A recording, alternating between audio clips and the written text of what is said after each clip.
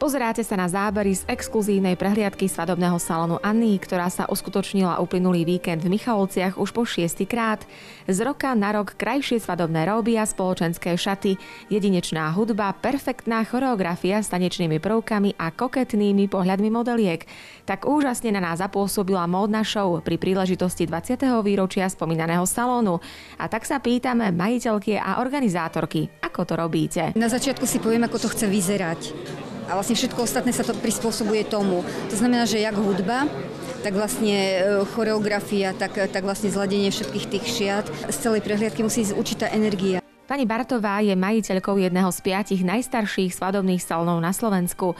Aj to svedčí o tom, že je cieľavedomá podnikateľka, usilovne pracuje a má jasné predstavy o tom, čo chce dosiahnuť. Čoho dôkazom bola aj módna prehliadka.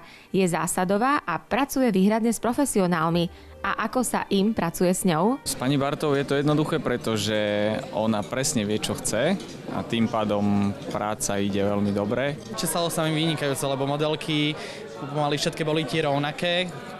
Modelky boli perfektné, sú milé, takisto aj pani Bartová. Módnou prehliadkou, ktorá sa stáva na Zempline tradíciou, po prvýkrát sprevádzal známy moderátor Milan Zimníkoval alias Junior. Tento Michalovčan to zvládol s ľahkosťou, vtipom a prehľadom. Hovorí sa, že moderátor je ako podprsenka. Nemusí byť, ale keď vraj je, tak vraj podrží. Moderuje sa vždy najťažšie doma. Rešpekt mám a doma to je, ten ma pozná. A keď niečo poviem a niekto zaguľa očami, tak už viem, že už bude zle. Na mole sa počas 90 minút vystriedalo takmer 50 modelov svadobných šiat značky St. Patrick a spoločenských šiat z dielne majiteľky salónu, ktorá ich vymýšľa, navrhuje a tvorí. A keďže dámy sprevádzajú na túto spoločenskú udalosť aj ich polovičky, boli sme zvedaví na ich názor.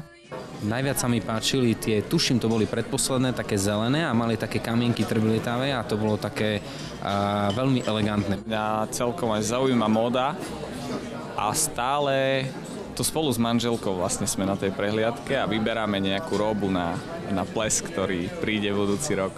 Nuže, aby ste sa aj vy mohli inšpirovať, pustíme vám aspoň krátku ukážku z módnej prehliadky salónu Anny. A pani majiteľke a jej tímu želáme do ďalšej 20-ky veľa sily, zdravia a nadšenia pre prácu.